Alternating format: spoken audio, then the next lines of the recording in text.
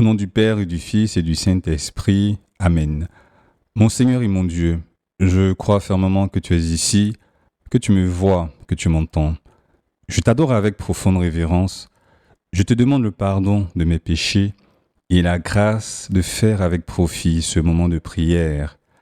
Ma Mère Immaculée, Saint Joseph, mon Père et Seigneur, mon ange gardien, intercédez pour moi. Réjouis-toi, Jésus est ressuscité, il est ressuscité. Et depuis la veillée du samedi dernier, la veillée pascale, l'Église chante encore et encore Alléluia, Alléluia, Alléluia, c'est-à-dire louer le Seigneur, louer Dieu, magnifier son nom. Oui, il a fait une grande merveille. Alléluia. Aujourd'hui, c'est encore Pâques, c'est le dimanche, le plus long de l'année qui se prolonge tout au long de ces 8 jours, de cette octave. Et si nous sommes si joyeux, c'est bien parce que la résurrection du Christ est le cœur de notre foi. C'est la confirmation de tout ce que, Seigneur, tu as fait, de tout ce que tu as enseigné. C'est l'accomplissement de toutes les promesses de l'Ancien Testament.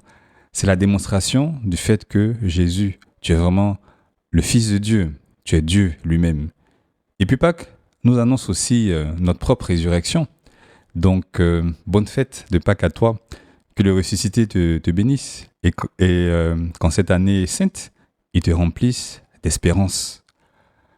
Le lundi dernier, je prêchais une méditation avant de célébrer la messe. Un moment de prière, une méditation un peu plus longue que ces 10 minutes.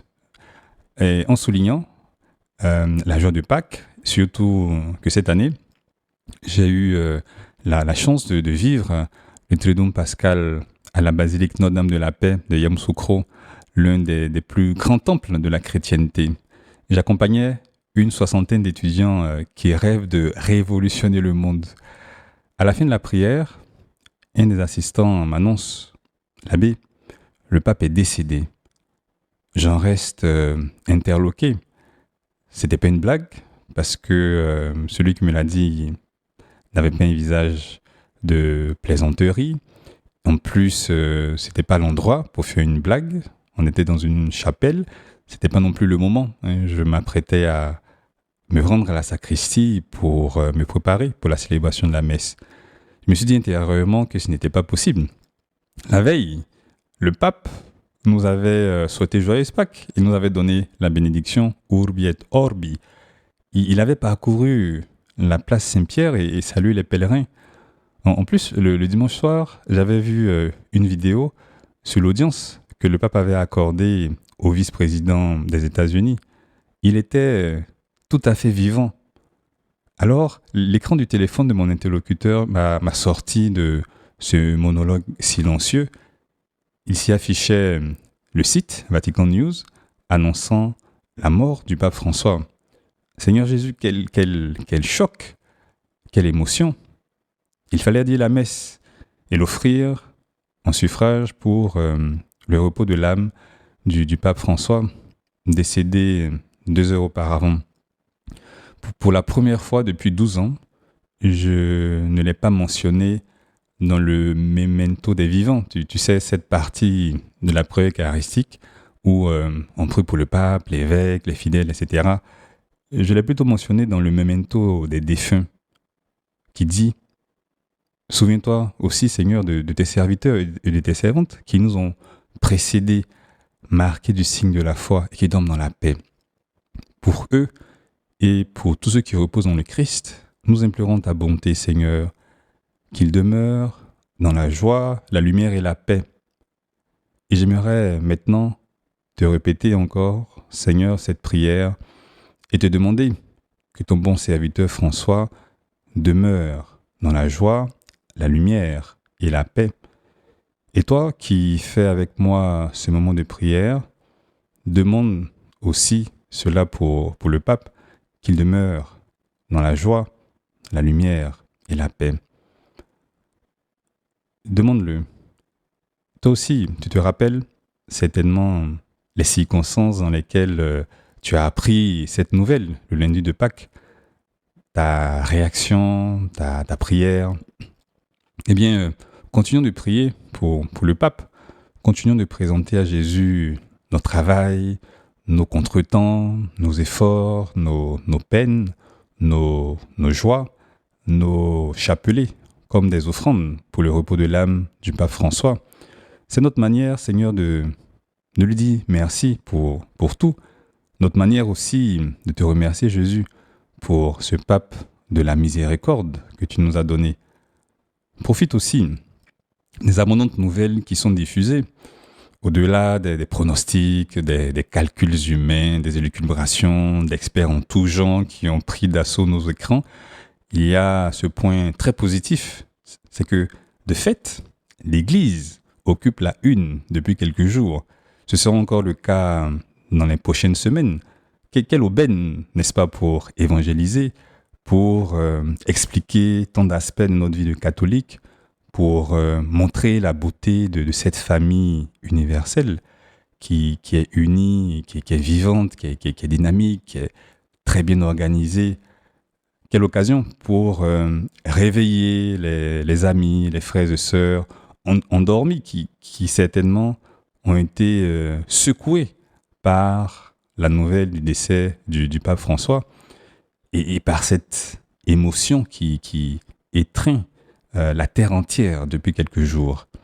C'est une chance que nous offre le pape François depuis le ciel, lui qui voulait tellement une église en sortie, pour reprendre son expression, et d'une certaine manière, il est en train de remuer les eaux, et il nous dit, allez, jetez les filets, sortez, bougez, parlez, expliquez pourquoi vous priez, parlez de la messe, du pourquoi du chapelet, place Saint-Pierre, expliquer ce que c'est qu'un cardinal, ce qu'est un évêque, ce qu'est un prêtre, ce qu'est un laïc. Oui, remplissez le continent numérique d'éclairage, de notifications, de nouvelles, de lumière, de prières. Demain samedi, les émotions seront encore grandes à Rome et dans le monde entier.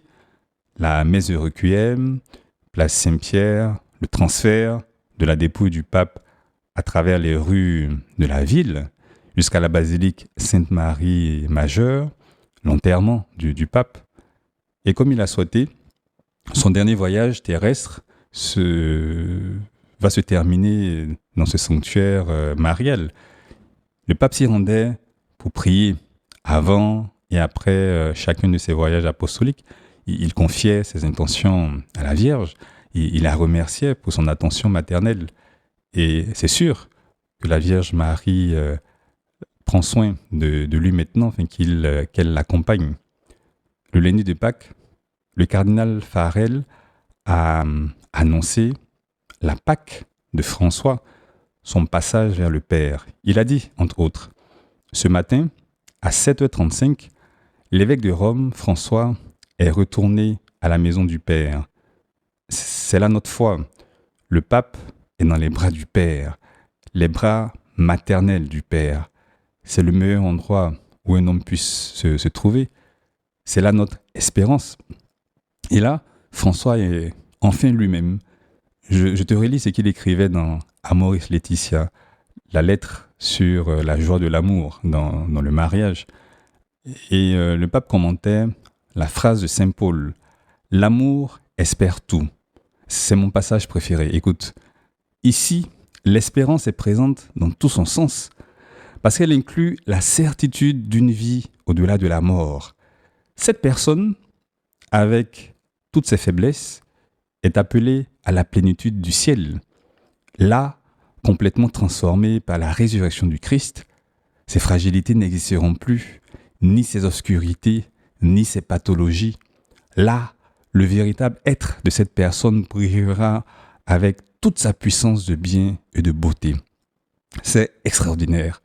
Là, dans les bras paternels de Dieu, notre pape François est totalement transformé. Il n'a plus de bronchite ni de pneumonie, plus de douleur au genou, plus d'essoufflement, plus de soucis cardiaques. Ces pathologies n'existent plus, ni ces fragilités, ni ces obscurités. son être brille enfin de toute sa splendeur, de toute sa puissance de bien et de beauté. Enfin, le vrai François pour toujours. Eh bien, cher pape François, je prie pour toi, nous prions pour toi. Toi, prie pour moi, prie pour nous. Toi qui es dans les bras de Dieu le Père. Je te remercie, mon Dieu, des bonnes résolutions, des actes d'amour et des inspirations que tu m'as communiquées dans cette méditation. Je te demande de m'aider à les mettre en pratique. Ma mère immaculée, Saint Joseph, mon Père et Seigneur, mon ange gardien, intercédez pour moi.